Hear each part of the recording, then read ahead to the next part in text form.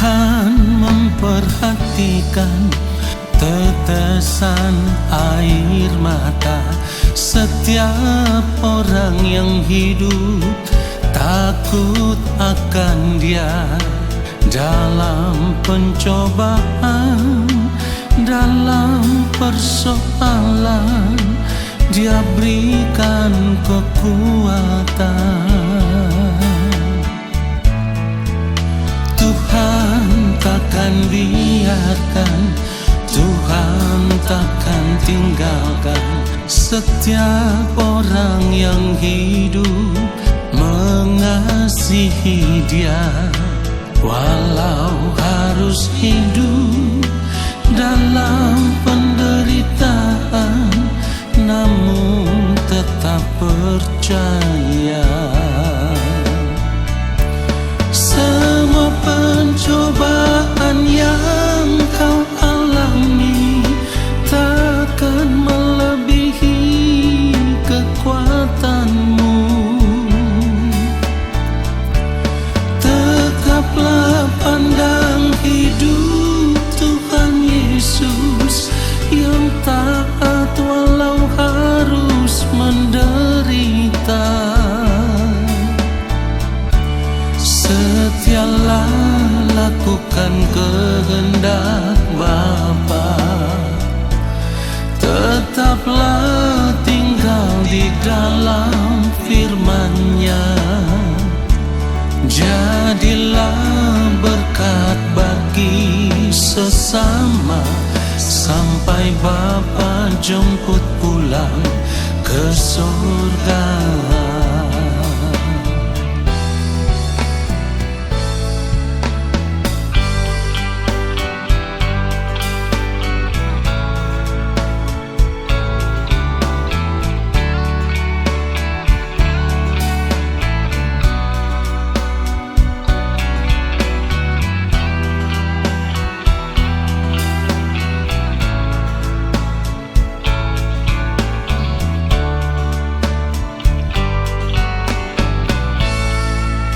Tuhan takkan biarkan, Tuhan takkan tinggalkan setiap orang yang hidup mengasihi Dia. Walau harus hidup dalam penderitaan, namun tetap percaya. Semua pencobaan yang kau alami takkan melebihi kekuatanmu. Tetaplah pandang hidup Tuhan Yesus yang taat walau harus menderita. Setialah lakukan kehendak Bapa, tetaplah tinggal di dalam firman-Nya. Jadilah berkat bagi sesama sampai Bapa jemput pulang ke surga. Semua pencobaan yang kau alami takkan melebihi kekuatanmu. Tetaplah pandang hidup Tuhan Yesus yang taat walau harus menderita. Setialah lakukan kehendak Bapa, tetaplah tinggal di dalam firman-Nya.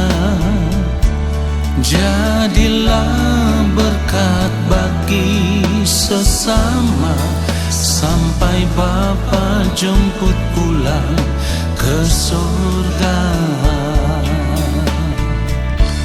Jadilah berkat bagi sesama sampai Bapa jemput pulang ke surga. Sampai pulang ke surga.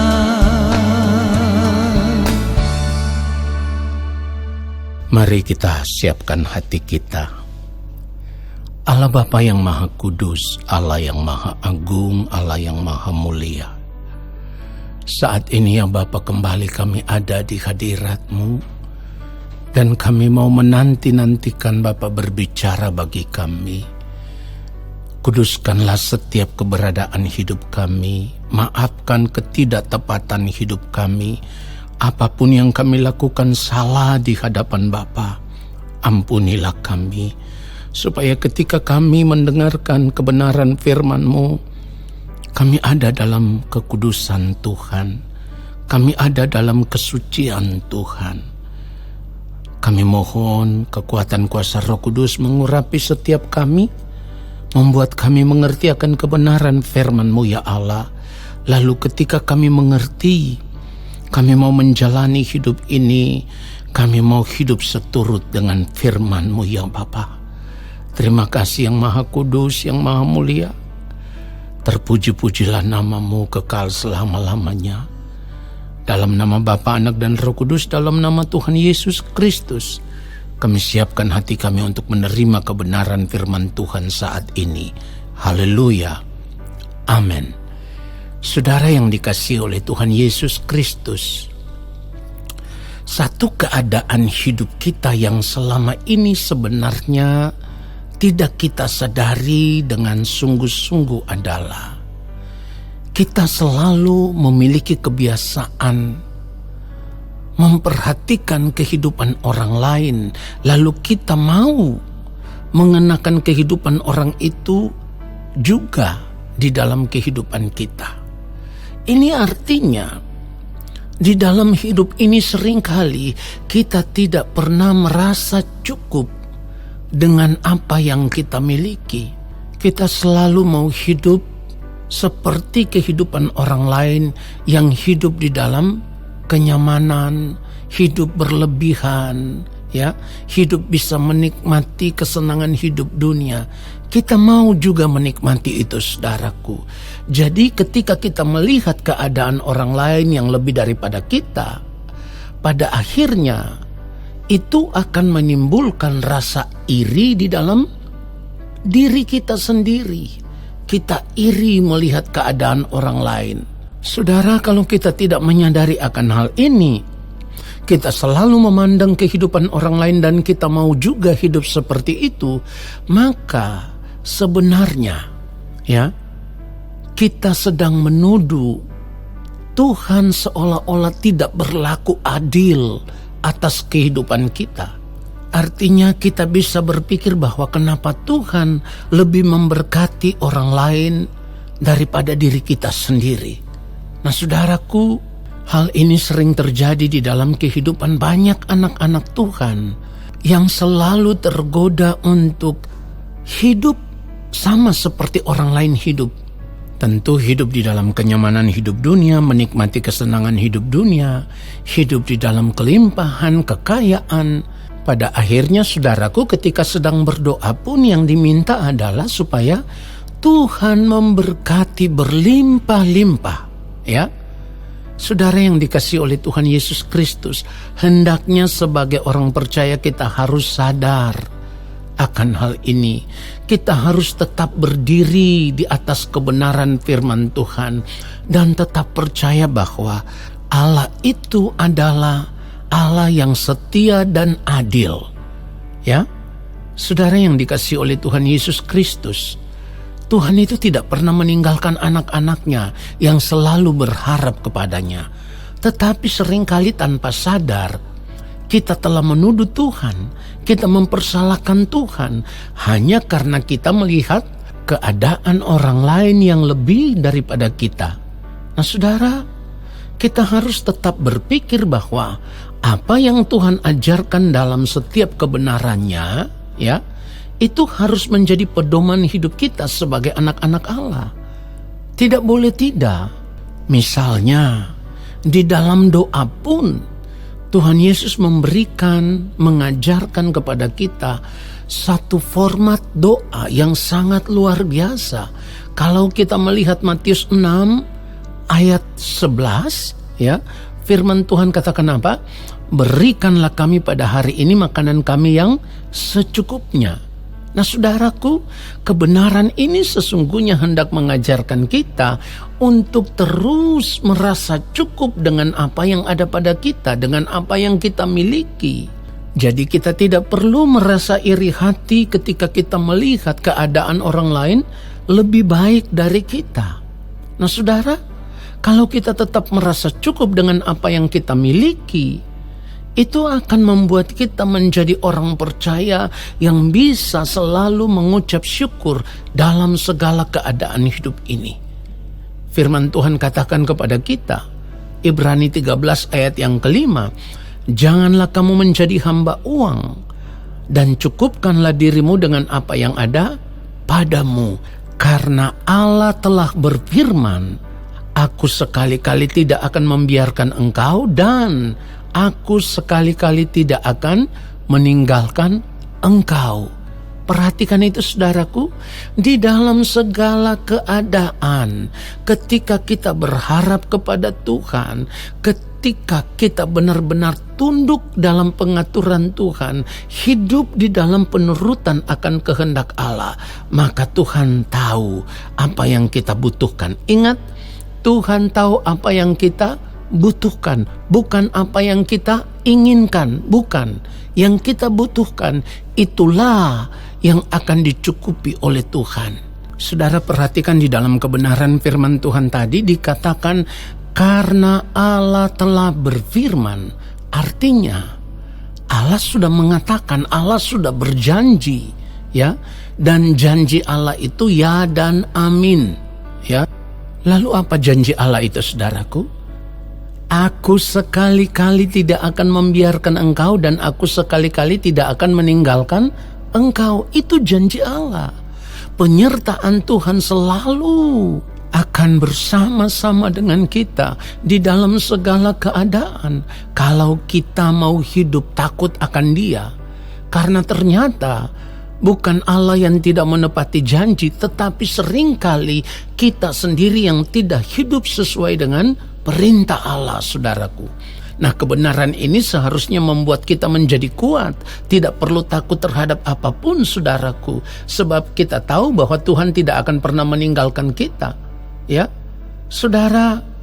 Jadi kalau kita masih memiliki perasaan cemburu terhadap kehidupan orang lain, ya, ada iri hati, itu sama dengan kita tidak pernah bersyukur dalam segala keadaan. Dan ini akan membuat kita menjadi orang berdosa di hadapan Tuhan. Karena firman Tuhan mengajarkan kita, jangan iri hati, tetapi kita iri hati. Jangan cemburu, tetapi kita cemburu melihat keadaan hidup orang lain.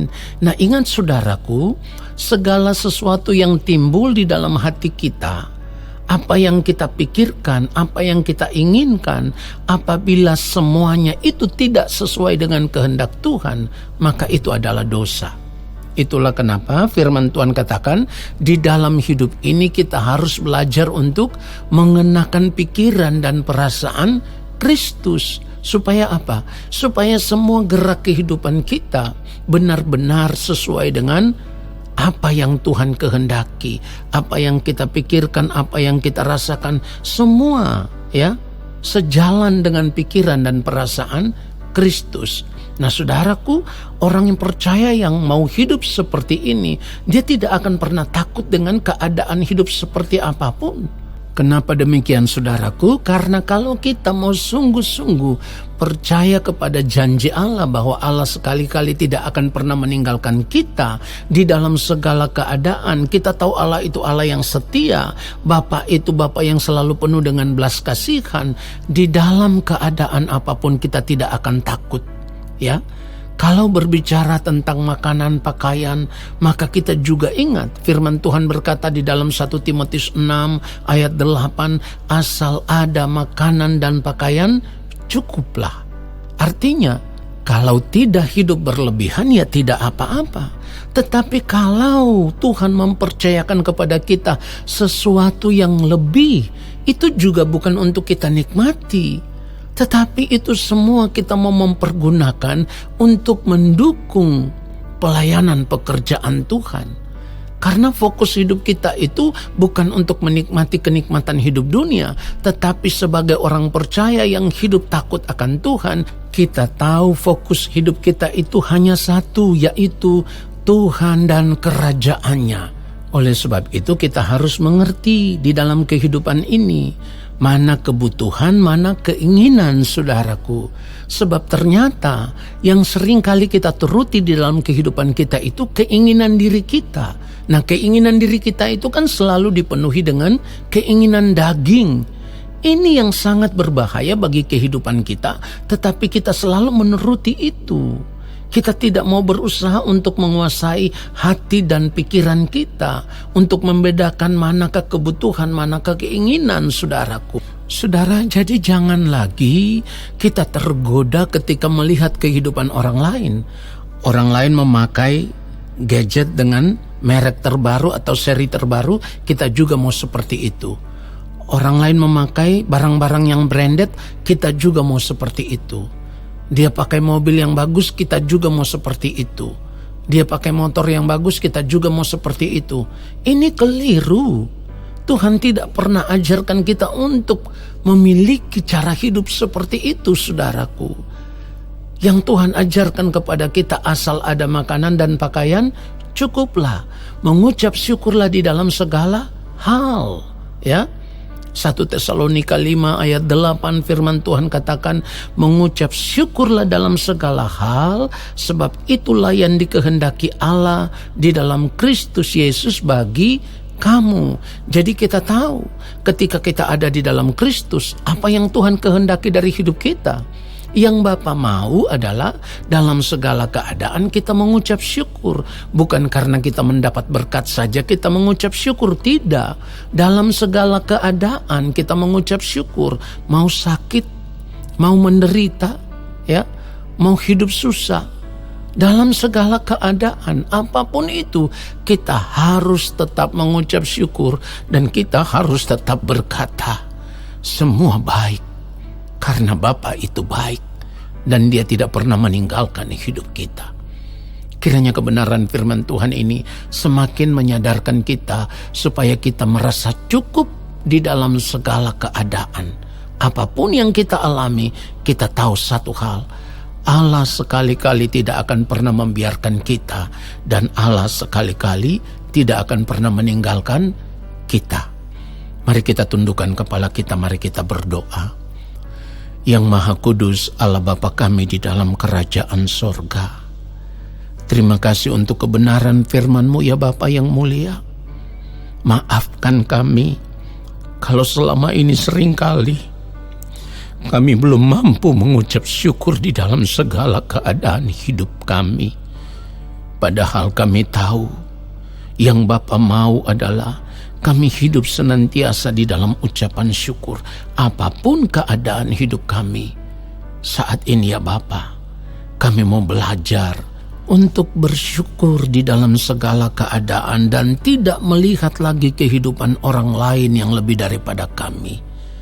Kami percaya satu hal saat ini ya Bapa, di dalam segala keadaan Engkau Bapa yang sekali-kali tidak akan pernah membiarkan kami, dan Engkau Bapa yang sekali-kali tidak akan pernah meninggalkan kami. Terima kasih yang Maha Mulia. Dan saat ini hamba juga berdoa kepada anak-anak-Mu yang ada di dalam pergumulan hidup, yang mereka gumuli dari hari lepas hari. Baik itu masalah-masalah hidup rumah tangga yang retak, rumah tangga yang ada di ambang perceraian. Tuhan, pulihkanlah keadaan hidup mereka ya Allah. Tetapi terjadilah sesuai dengan belas kasihan Bapa. Yang bergumul untuk masalah sakit penyakit, Tuhan, apapun obat-obatan yang mereka minum atau mereka pakai, biarlah itu menjadi sarana dari Allah Bapa di surga untuk memulihkan mereka, untuk mereka bisa menerima kesembuhan ilahi. anak-anak-Mu yang bergumul untuk masalah ekonomi, kami juga percaya bahwa Allah Bapa di sorga sanggup mencukupi anak-anak-Mu ya Bapa. Terima kasih yang maha mulia, yang maha kudus. Yang bergumul untuk masalah pekerjaan, kami juga terlalu percaya Bapa sanggup membuka jalan bagi anak-anak-Mu untuk mendapatkan pekerjaan yang baru. Ketika anak-anak-Mu terus hidup melekat kepada Tuhan, berharap kepada Tuhan. Anak-anak-Mu yang bergumul untuk masalah keturunan ilahi, Tuhan, Bapa sendiri yang melihat pergumulan mereka. Anak-anak-Mu yang bergumul untuk pasangan hidup, Bapa juga tahu. Bahkan anak-anak-Mu yang bergumul untuk masalah pertobatan hidup, Bapa belas kasihanilah mereka semua. Dan kiranya Bapa berkenan menjawab pergumulan anak-anak-Mu. Jadilah sesuai dengan kehendak-Mu ya Bapa. Janganlah kehendak hamba sebagai manusia. Di dalam nama Tuhan Yesus Kristus kami berdoa dan kami bersyukur. Dan saat ini kami mau mengangkat tangan di hadapan Bapa. Kiranya Bapa mau menurunkan tangan dan memberkati kami. Segala berkat kasih karunia daripada Allah Bapa di sorga. Cinta kasih dari Tuhan Yesus Kristus di dalam persekutuan dengan Roh Allah yang kudus turun atas kehidupan kami, menyertai langkah kehidupan kami, memberkati kehidupan kami saat ini, kekal hingga Maranatha Tuhan Yesus datang kembali menjemput kami. Segala berkat itu kami terima dengan iman, percaya, dan ucapan syukur di dalam nama Tuhan Yesus Kristus. Haleluya. Amin.